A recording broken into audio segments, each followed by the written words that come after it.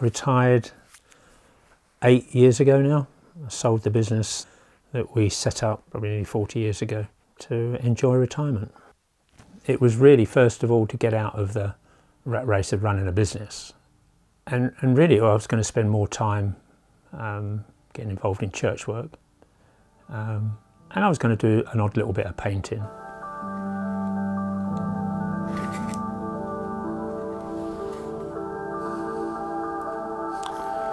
Cool. Looking good. My youngest son at the time was an Apache pilot, and he just said to me, "Would you paint me an Apache?" I thought, well, I've never done that before, so that would be interesting. Got a painting together, quite pleased with it.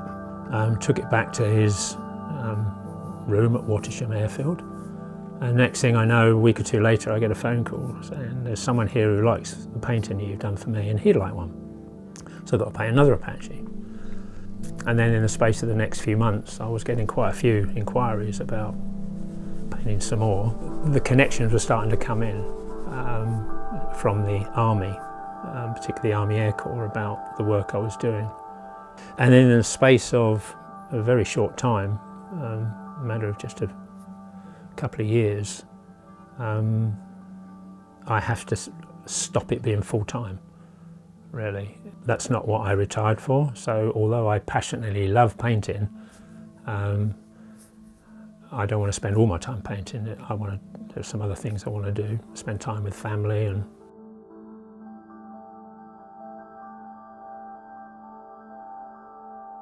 so this is my current list of paintings that I'm working on. This particular Apache had to do an emergency landing because the tail rotor failed. There's other Apaches circling, fending off Taliban, and the American helicopter coming in to rescue. So this is what I'm working on at the moment. So focusing very much at the moment doing the Apache. Then I'll be working a bit more on the background and finishing off with these bits here. But obviously I've got the people, the two crew members here to do. This one here is going to be showing armed, fending off any Taliban, and this is the other crew member destroying any data that's sensitive. This is a little one I've nearly finished at the moment. That's going off to the Guild of Aviation Artists exhibition in London. Even a small painting like that, very impressionistic background really, compared to the contrast of the aircraft. If I can't get photographic reference,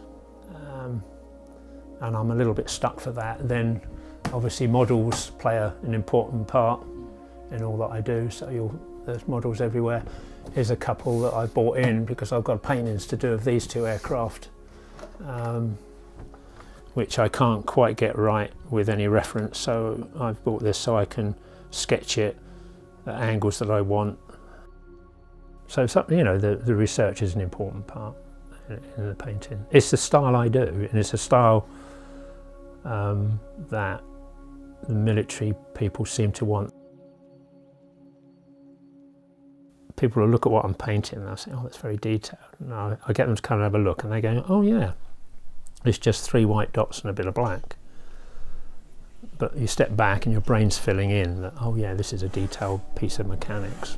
The main one I'm working on at the moment is this one here, which is the Army Air Corps squadron working in Norway. So here we've got the challenge of showing the bright lights of up in Norway, along with the snow and the cold. So again, you can see very much that I work in the detail here before I've even touched hardly any of this over here. You see lots of detail there, but actually when you get close up, you can see that, oh, it's not as detailed, and my brain is filling in what's happening there. I went to Van Gogh Museum in Amsterdam with Lewis, and Lewis is only about 6 or 7 years old, I think, and he saw an old painting of Van Gogh, and there's a man ploughing a field there. And I said, "Go and have a look at it close up." So Lewis walks up to it and he sort of looks, and it's just 3 brush strokes. And Lewis comes back, he said, but that's a man ploughing a field. Then he walks up, he said, but it's not. And he comes back. So it was that, the brain filled in. Your brain was saying that was a man ploughing a field. Well, actually, when you got close up, it was just 3 brushstrokes.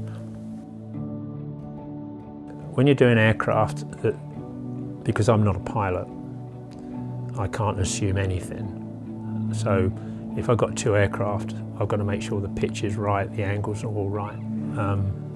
So I'll sketch out what I think can work, composition-wise, down to the real sharp detail. Again, I'll put it to people I know. If I just put it out there and it's not right, I am told very quickly by the experts that it's wrong. So, and I want to get it right for the client. So there's people out there that help me with that. Quite a few times I've recorded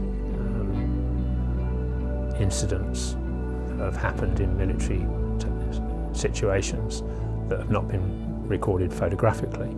I just feel incredibly privileged to be part of it, really, that actually you're painting a piece of history that actually happened. So I just can't believe what's happened, really. I'm doing something I passionately love doing, I'm painting. People pay me to do it. I'm meeting all sorts of people out there in the world. Well, when we sold the business, I didn't think I never thought I'd be sitting around doing nothing. I wasn't one just to go and visit garden centres and I don't know something, but I think anyone who has a passion to do something does actually help keep them young. And I can do it at my pace. That's the great thing about retiring, is you can do it at your pace. You're not dictated to by others. And, you know, 35, 40 years running a business, it's, you know, nice to have a, this is nice.